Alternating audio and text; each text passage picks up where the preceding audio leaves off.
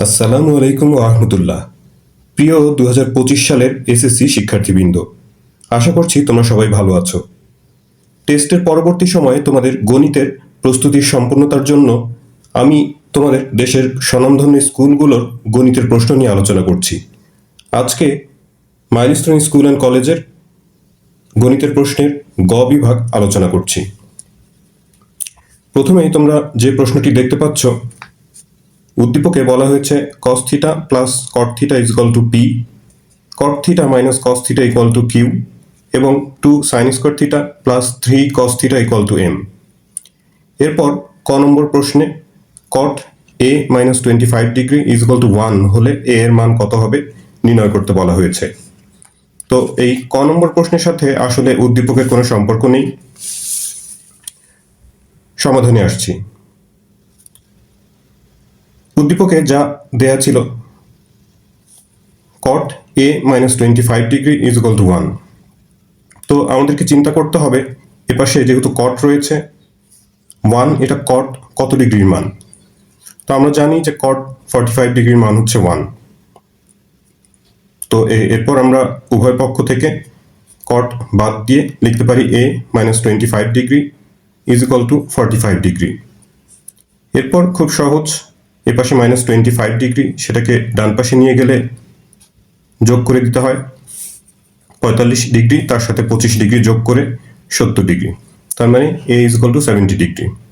এই হচ্ছে ক নম্বরের সমাধান। এরপর খ নম্বর প্রশ্নে বলা হয়েছে প্রমাণ করো p square minus q square is equal to 4 root p q. প্রশ্নটি বেশ পরিচিত একটা প্রশ্ন। এখানে উদ্দীপকে যে পি এবং কিউ এর মান দেয়া ছিল সেই মানগুলো কাজে লাগাতে হবে। তো আমরা সমাধানে মানগুলো প্রথমে তুলে নিয়েছি। বাম পক্ষ p square minus q square, সেখানে পি এবং কিউ এর স্থলে তাদের মানগুলো বসিয়ে দেওয়া হয়েছে। এখন তোমরা খেয়াল করো, এটি A plus B whole square minus A minus B whole square বীজগণিতের সূত্রে পড়ে 4ab। তো সেই সূত্র অনুসারে এখানে 4 cot theta into cos theta হলো। এখন ডান পক্ষে যেহেতু একটা রুট ওভার আছে, রুট ওভারটা আনার জন্য আমরা এখানে একটা রুট ওভার দিলাম। এখন সেটা আবার সমান করার জন্য স্কোয়ার দিতে হলো ভেতরে, কারণ আমরা জানি স্কোয়ার এবং রুট ওভার পরস্পর কাটা যায়, অর্থাৎ পরস্পরের বিপরীত। এরপর এই cos স্কোয়ার থিটা, এটাকে আমরা সূত্র দিয়ে ভাঙলাম, ত্রিকোণমিতির সূত্র cos square theta is equal to 1 minus sine square theta. পরবর্তীতে এটি গুণ অবস্থায় আছে, cot স্কোয়ার থিটা তার সাথে এই ব্র্যাকেটের 1 মাইনাস সাইন স্কোয়ার থিটা যদি গুণ করে দেওয়া হয় 1 এর সাথে গুণ করে cot square theta minus cot square theta into sine square theta is equal to cot square theta into sine square theta. এই cot স্কোয়ারকে ভেঙে আমরা লিখতে পারি cos square by sine square theta. এরপর এই সাইন স্কোয়ার আর সাইন স্কোয়ার যদি কেটে দিই, cot square minus cos square theta এখানে অবশিষ্ট থাকে। এই যে cot square minus cos square theta, এটি আবার বীজগণিতের a স্কোয়ার মাইনাস b স্কোয়ারের সূত্রে পড়ে।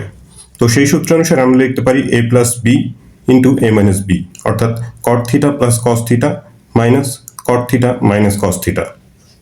এখন এগুলোর যে মান দেয়া ছিল এটি হচ্ছে p আর এটা হলো q, তার মানে রুট পি কিউ। এই হয়ে গেল আমাদের ডান পক্ষ। তাহলে বাম পক্ষ আর ডান পক্ষ সমান পাওয়া গেল। পরবর্তী প্রশ্ন বলা হয়েছে m ইজ ইকুয়াল টু 3 হলে থিটা এর মান নির্ণয় করো, যেখানে থিটা এর মান 0 ডিগ্রি থেকে বড় এবং 90 ডিগ্রি থেকে ছোট। উদ্দীপকে m দেয়া ছিল 2 sign square theta plus 3 cos theta সমান সমান m। এখন সমাধানে আসি। m ইজ ইকুয়াল টু 3 হলে আমরা লিখতে পারি, এখানে m এর স্থলে 3 বসিয়ে দাও, 2 sign square theta plus 3 cos theta is equal two 3। এখন এই ধরনের সমাধানের ক্ষেত্রে তোমরা সবসময় খেয়াল রাখবে যে এই পদগুলোকে এক ধরনের পদে রূপান্তরিত করে যদি নিতে পারো তাহলে তোমাদের জন্য সমাধানটা খুব সহজ হয়ে যায়। এখানে সাইন আর কস দুই ধরনের পদ রয়েছে, তো আমরা সাইনকে কস অথবা কসকে যদি সাইনে রূপান্তর করতে পারি তাহলে একরকম হয়ে যায়। তো সেই উদ্দেশ্যে এখানে সাইন স্কোয়ার থিটাকে সূত্র দিয়ে ভেঙে 1 মাইনাস কস স্কোয়ার থিটা করে নিলাম। কস স্কোয়ার তো নাই, যার কারণে এই কস থিটাকে ভেঙে সাইন করা সম্ভব না। তো এই কারণে আমরা সাইন স্কোয়ার থিটা এটাকে ভাঙলাম। এরপর সামনে যে 2 গুণ অবস্থায় রয়েছে সেটি এখানে গুণ করে দেওয়া হলো। 2 অক্ষে 2 বিয়োগ 2 cos square theta plus 3 cos theta minus 3 is equal to 0। এরপর একটু সাজিয়ে লেখা হলো। স্কোয়ারের পদটি প্রথমে minus 2 cos square theta plus 3 cos theta আর 2 minus 3 is equal to minus 1 equal to 0। এখন এই সামনের মাইনাসটি ওঠানোর জন্য আমরা একটা মাইনাস কমন নিলাম। মাইনাস কমন নিলে ভেতরের সবগুলো চিহ্নই পরিবর্তিত হবে।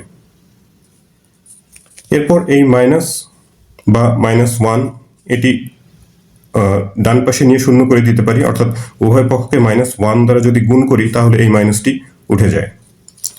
একই সাথে আমরা এটিকে মিডল টার্ম করার জন্য মাঝখানের পদটিকে ভেঙে লিখলাম 3 cos থিটা, এটাকে ভেঙে minus 2 cos theta minus 3 cos theta লেখা হলো। এরপর কমন, প্রথম দুইটা পদ থেকে 2 cos থিটা কমন নেওয়া যায়, cos থিটা মাইনাস 1 থাকে। পরের দুইটা পদ থেকে মাইনাস 1 কমন নিয়ে cos থিটা মাইনাস 1 হয়। এরপর এই cos theta minus 1 cos theta minus 1 common নেওয়া হলো, তাহলে 2 cos থিটা মাইনাস 1 অবশিষ্ট থাকে ইজ ইকুয়াল টু 0। এখন একাধিক রাশির গুণফল যদি শূন্য হয় তাহলে তাদের যে কোনো একটা শূন্য হতেই হবে, অর্থাৎ হয় cos theta minus 1 equal to 0 অথবা 2 cos theta minus 1 is equal to 0। প্রথম অংশ এখান থেকে আমরা লিখতে পারি মাইনাস 1টাকে ওপাশে নিয়ে যাই প্লাস 1। 1 হচ্ছে cos 0 ডিগ্রির মান, উভয় পক্ষ থেকে cos বাদ দিয়ে আমরা লিখতে পারি theta is equal to 0 degree. এটি গ্রহণযোগ্য নয়, কারণ আমাদের শর্তে দেয়া আছে থিটা এর মান 0 ডিগ্রি থেকে বড়, 90 ডিগ্রি থেকে ছোট। তো 0 ডিগ্রির সমান সেটি তো এই শর্তে গ্রহণযোগ্য না।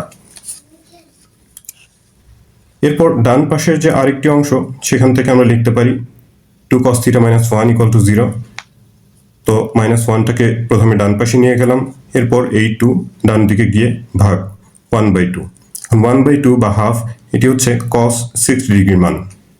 এরপর উভয় পক্ষ থেকে cos বাদ দিয়ে আমরা লিখতে পারি থিটা ইকুয়াল টু 60 ডিগ্রি।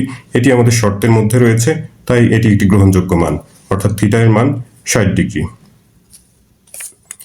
এরপর পরবর্তী প্রশ্নে যাচ্ছি। পরবর্তী প্রশ্নটি 10ম অধ্যায়ের। বলা হচ্ছে 2টি kilometre post P O Q এর মধ্যবর্তী কোনো স্থানের উপর এস বিন্দুতে একটি বেলুন উঠছে। ওই বেলুন হতে কিলোমিটার পোস্ট দ্বয়ের অবনতি কোণ 60 ডিগ্রি ও 45 ডিগ্রি। উদ্দীপকের আরেকটি অংশ, সেখানে বলা হচ্ছে 75 মিটার উঁচু একটি খুঁটি ঝড়ে ভেঙে গিয়ে সম্পূর্ণ বিচ্ছিন্ন না হয়ে ভাঙা অংশ দণ্ডায়মান অংশের সাথে 30 ডিগ্রি কোণ করে ভূমি স্পর্শ করেছে। এবার প্রথম প্রশ্নে বলা হচ্ছে a is equal to 60 degree হলে sec square a plus tan square a এর মান কত। তো এটি উদ্দীপকের সাথে সংশ্লিষ্ট নয়, এটি আমরা আগে সমাধান করি। 8 ক প্রশ্নে দেওয়া ছিল a is equal to 60 degree আর sec square a plus tan square a এর মান বের করতে বলা হয়েছে। তো আমরা a এর জায়গাতে a এর মান যে 60 ডিগ্রি সেই মানটা বসাই দিলাম।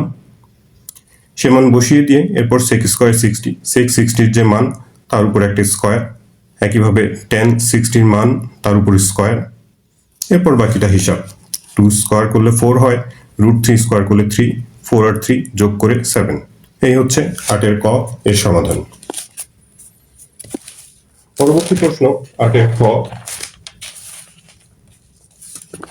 সেটি উদ্দীপকের এই প্রথম অংশ 1 নম্বর।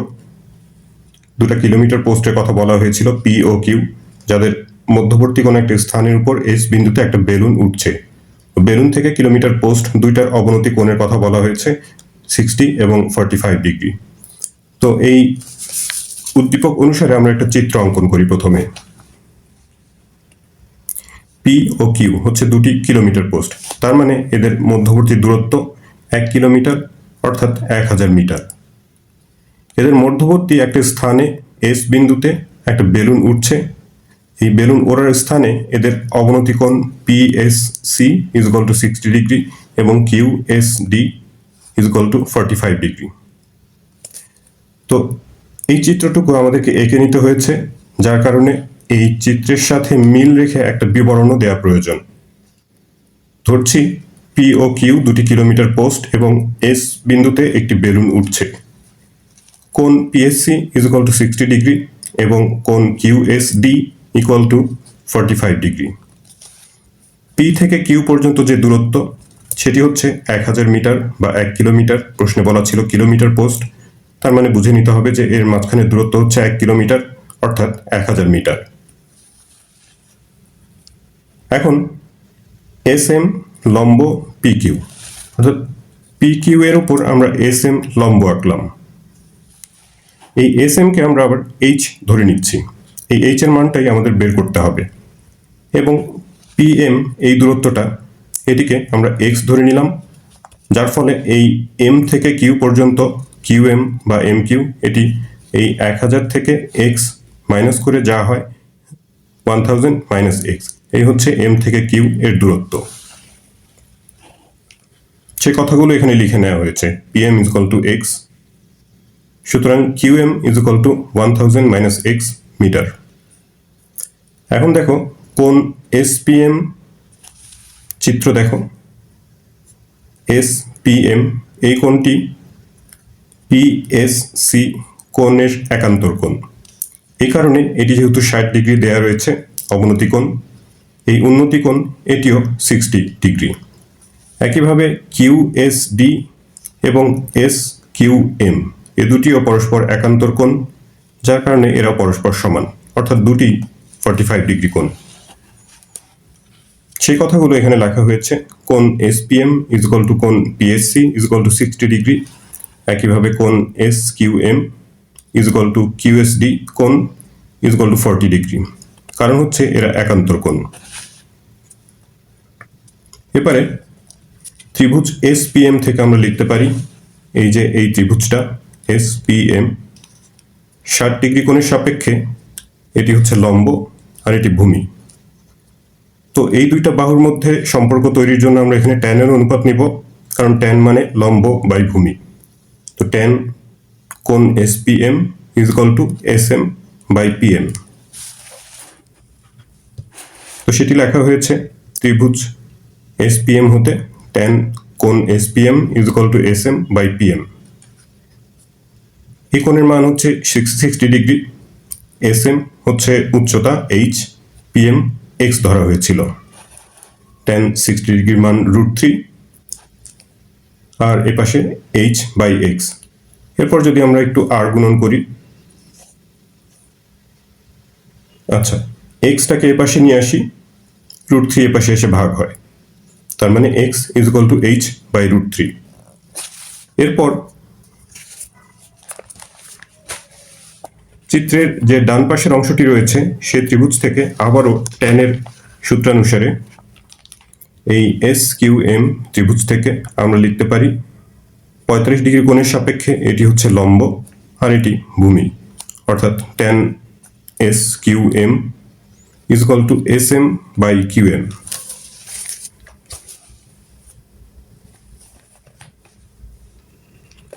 ত্রিভুজ এস কিউ এম হতে ট্যান কোণ S Q M is equal to S M by Q M. এরপর সেগুলোর মান বসানো হলো। এস কিউ এম কোণ হচ্ছে 45 degree, S M H, Q M হলো 1000 মাইনাস এক্স। ট্যান 45 ডিগ্রির মান 1, এইচ বাই 1000 মাইনাস এক্স। এরপর আর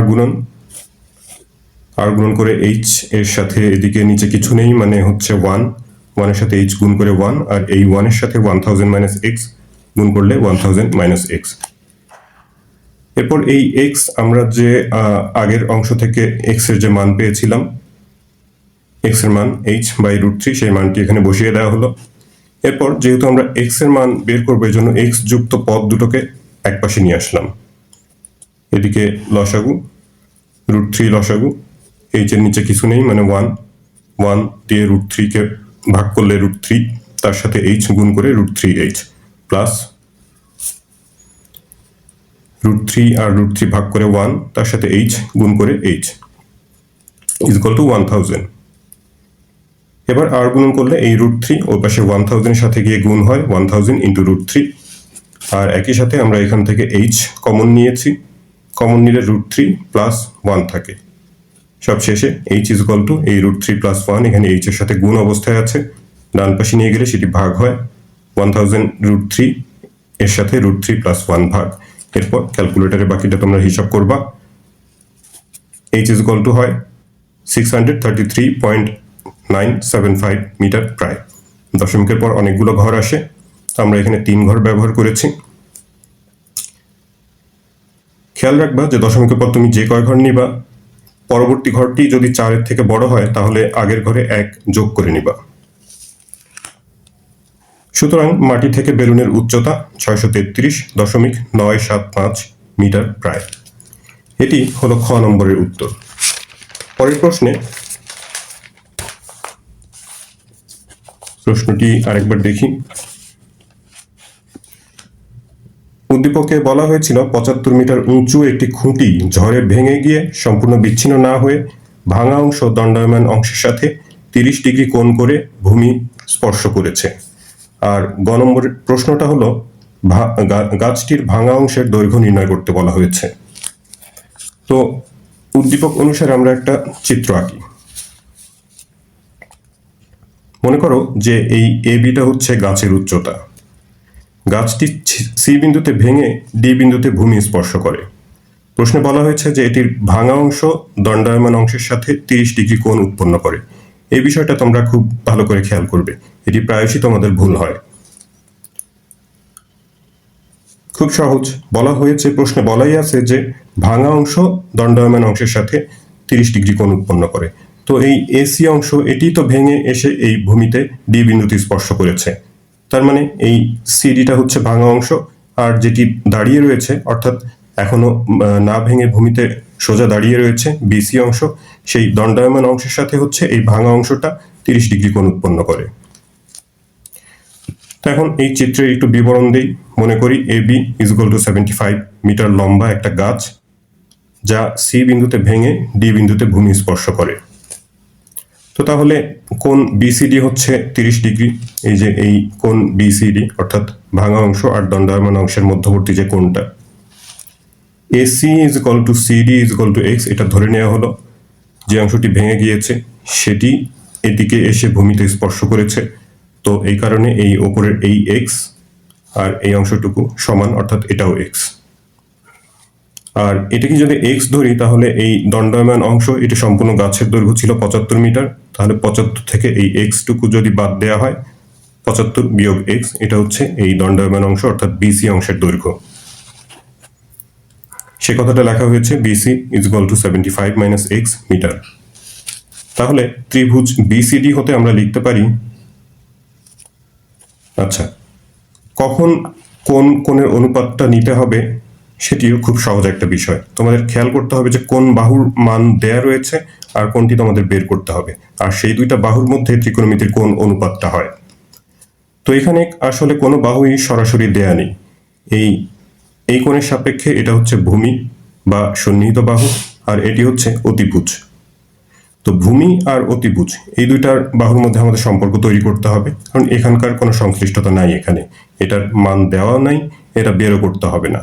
তো ভূমি আর অতিভুজের মধ্যে আমরা জানি কসের সম্পর্ক, সে কারণে এখানে কস এর অনুপাত নেওয়া হয়েছে।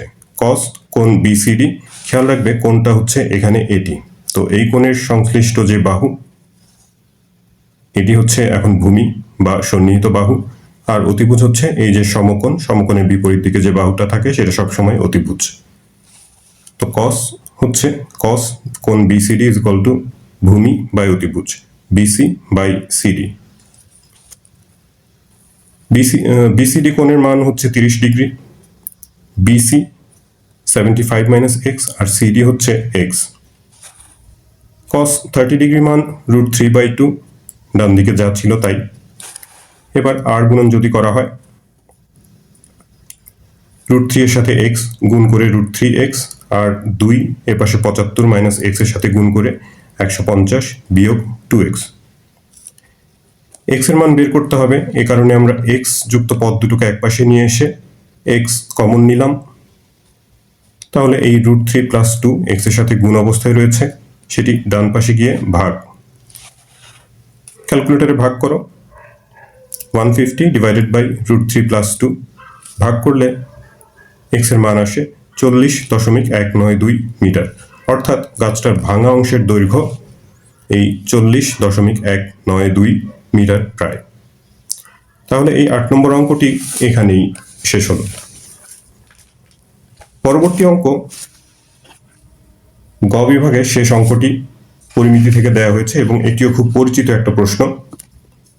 বলা হয়েছে একটা লোহার পাইপের ভিতরের ও বাইরের ব্যাস যথাক্রমে 14 সেন্টিমিটার এবং 16 সেন্টিমিটার এবং পাইপের উচ্চতা 5 মিটার।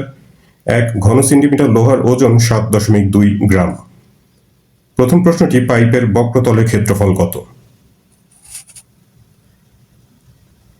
তো পাইপের বক্রতলের ক্ষেত্রফল এর জন্য আমাদের পাইপের বাইরের যে ব্যাস দেয়া আছে 14 সেন্টিমিটার, সেই তথ্যটি প্রয়োজন। পাইপের বাইরের ব্যাস, বাইরের ব্যাস প্রশ্নে 16 সেন্টিমিটার দেয়া আছে, 16 সেন্টিমিটার। তো তাহলে বাইরের ব্যাসার্ধ হবে হচ্ছে 16/2 অর্থাৎ 8 সেন্টিমিটার। এখানে ব্যাসার্ধকে আমি বড় হাতের আর দিয়ে প্রকাশ করেছি, কারণ এখানে দুইটা ব্যাসার্ধ পাওয়া যাবে, একটা বাইরের একটা ভেতরের। ভেতরের ব্যাসার্ধটাকে ছোট হাতের আর দিয়ে প্রকাশ করব, তাই এটি বড় হাতের আর লিখেছি। পাইপের উচ্চতা প্রশ্নে দেয়া রয়েছে 5 মিটার। এটাকে সেন্টিমিটার এককে প্রকাশ করার জন্য 100 দিয়ে গুণ করা হয়েছে। 5 আর 100 গুণ করে 500 সেন্টিমিটার। হিসাবের জন্য খেয়াল রাখতে হবে যে আমাদের প্রত্যেকটা মান একই রকম এককের হতে হবে। ব্যাসার্ধ যেহেতু সেন্টিমিটার একক, এই কারণে উচ্চতাও সেন্টিমিটার এককে করে নেওয়া হলো। তা আমাদের পাইপের বক্রতলের ক্ষেত্রফল বের করতে বলা হয়েছে। আমরা জানি পাইপের বক্রতলের ক্ষেত্রফলের সূত্র 2πr/h। মান বসিয়ে দিই। পাইয়ের মান 3.1416, আর হচ্ছে 8 সেন্টিমিটার এবং উচ্চতা 500 সেন্টিমিটার। বাকিটা ক্যালকুলেটরের কাজ, গুণ করে যা হয় বর্গ সেন্টিমিটার। এককটা তোমরা ঠিক মতো লিখবে, কারণ এককের জন্য অঙ্ক কাটা যেতে পারে। এরপর খ নম্বর প্রশ্নে বলা হয়েছে পাইপের লোহার ওজন নির্ণয় করো। লক্ষ্য করো, পাইপটা হচ্ছে বেলন আকৃতির অর্থাৎ সিলিন্ডার আকৃতির। এর ভেতরের এবং বাইরের দুই ধরনের ব্যাস দেয়া আছে, অর্থাৎ দুইটা ব্যাসার্ধ পাবো। পাইপের ভেতরে ফাঁপা থাকে। তো পাইপের লোহার আয়তন যদি বের করতে চাই, বাইরের আয়তন থেকে ভেতরের আয়তনটুকু যদি বাদ দেই, তাহলে শুধু পাইপের লোহার যেটুকু সেই আয়তনটুকু পাওয়া যাবে। আর তারপর সেই পাইপের লোহার আয়তন দিয়ে আমরা এখানে যে ওজন দেওয়া আছে উদ্দীপকে, 1 ঘন সেন্টিমিটার লোহার ওজন 7.2 গ্রাম, এই তথ্য ব্যবহার করে লোহার যে পাইপের ওজনটা নির্ণয় করব। তো পাইপের বাইরের আয়তন হচ্ছে পাই বড় হাতের r²h, আর পাইপের ভেতরের ব্যাস উদ্দীপকে দেওয়া ছিল 14 সেন্টিমিটার। এটিকে 2 দিয়ে ভাগ করে ব্যাসার্ধ বের করলাম, ছোট হাতের r দিয়ে প্রকাশ করা হয়েছে। ব্যাসার্ধ হচ্ছে 14কে 2 দিয়ে ভাগ করে 7 সেন্টিমিটার। তাহলে পাইপের ভেতরের আয়তন হবে পাই r²h। এখানকার আরটা হলো ছোট হাতের আর, অর্থাৎ ভেতরের ব্যাসার্ধটা। তো আমরা হিসাব ইচ্ছা করলে আগে করে ফেলতে পারতাম, কিন্তু এই হিসাবটা একসাথে করলে একটু সহজ হয়, কম হিসাব করতে হয়। তো আমরা পাইপের লোহার আয়তন, এই বাইরের আয়তন থেকে ভেতরের আয়তনটা মাইনাস বিয়োগ। দেখো কিভাবে এটি সহজ হয়। এখানে একবারে যদি হিসাব করতে চাই, পাই r² মাইনাস পাই r²h, এই দুইটা হিসাবের মধ্যে, দুইটা অংশের মধ্যে শুধু এই আরটাই পার্থক্য রয়েছে। তো এখানে পাই আর এইচ দুই জায়গাতে একই, পাই এইচ কমন নিতে পারি, তাহলে এই যে capital r² minus small r², অর্থাৎ বাইরের ব্যাসার্ধের বর্গ থেকে ভেতরের ব্যাসার্ধের বর্গ বিয়োগ করতে হবে। এরপরে মান বসাই। পাইয়ের মান 3.1416, H 500, capital R 8, small r হচ্ছে 7। মান বসানোর পর এই অংশটুকু প্রথমে আমি এখানে হিসাব করেছি। ইচ্ছা করলে তোমরা এই সম্পূর্ণ হিসাবটুকু, সবারই আশা করছি সাইন্টিফিক ক্যালকুলেটর রয়েছে, সেই সাইন্টিফিক ক্যালকুলেটরের মাধ্যমে এই হিসাবটুকু তোমরা একবারে করে ফেলতে পারো। আর একটু যদি বিস্তারিত করতে চাও, প্রথমে এই ব্র্যাকেটের হিসাবটুকু আমি করেছি আগে, এরপর বাকি গুণ করে 23,562 ঘন সেন্টিমিটার বা সেন্টিমিটার কিউব। আয়তনের একক ঘন সেন্টিমিটার। তো এটি হলো আয়তন। এখন এই আয়তন থেকে আমরা পাইপের ওজন বের করব। প্রশ্নে দেয়া ছিল 1 ঘন সেন্টিমিটার পাইপের ওজন 7.2 গ্রাম। সেই তথ্যটি এখানে লিখেছি। 1 সেন্টিমিটার কিউব বা ঘন সেন্টিমিটার লোহার ওজন হচ্ছে 7.2 গ্রাম। তাহলে যে আয়তনটা আমরা বের করেছি 23,562 ঘন সেন্টিমিটার লোহার ওজন, এই 7.2 এর সাথে 23,562 গুণ করে যে সংখ্যাটি আসলো 1,69,646.4 গ্রাম। অনেক বড় একটা সংখ্যা। তো এটিকে আমরা কেজিতে রূপান্তর করার জন্য 1000 দিয়ে ভাগ করলাম। 1000 দিয়ে ভাগ করা খুব সহজ। দশমিকটাকে শুধু 3 ঘর বাম দিকে নিয়ে আসলেই হয়। তো 169.6464 কেজি। এই হলো খ নম্বরের উত্তর।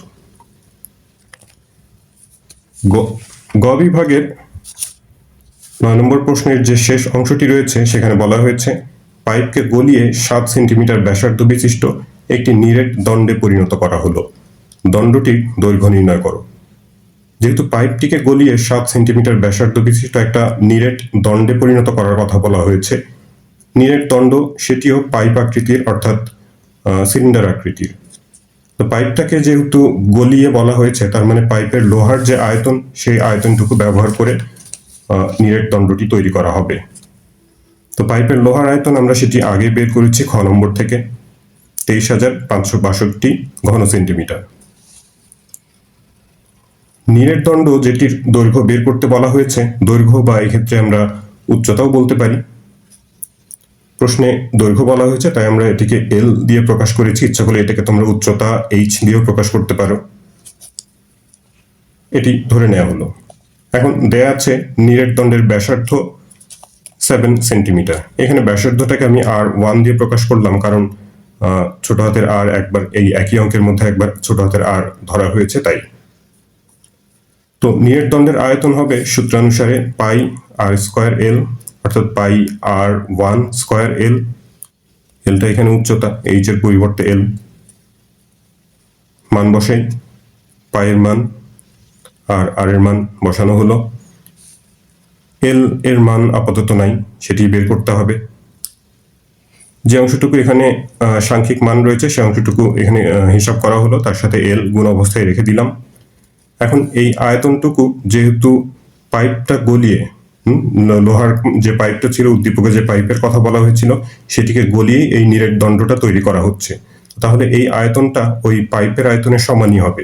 অর্থাৎ আমরা লিখতে পারি প্রশ্ন মতে এই আয়তনটা আগের যে আয়তন ছিল 23,562 তার সমান। তো তাহলে এল সমান সমান এই সংখ্যাটা 153.9384, সেটি ডান পাশে গিয়ে ভাগ।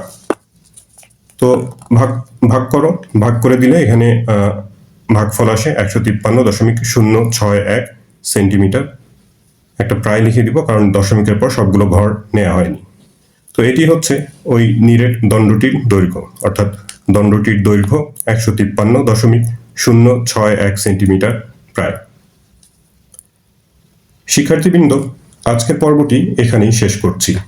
আল্লাহ হাফেজ।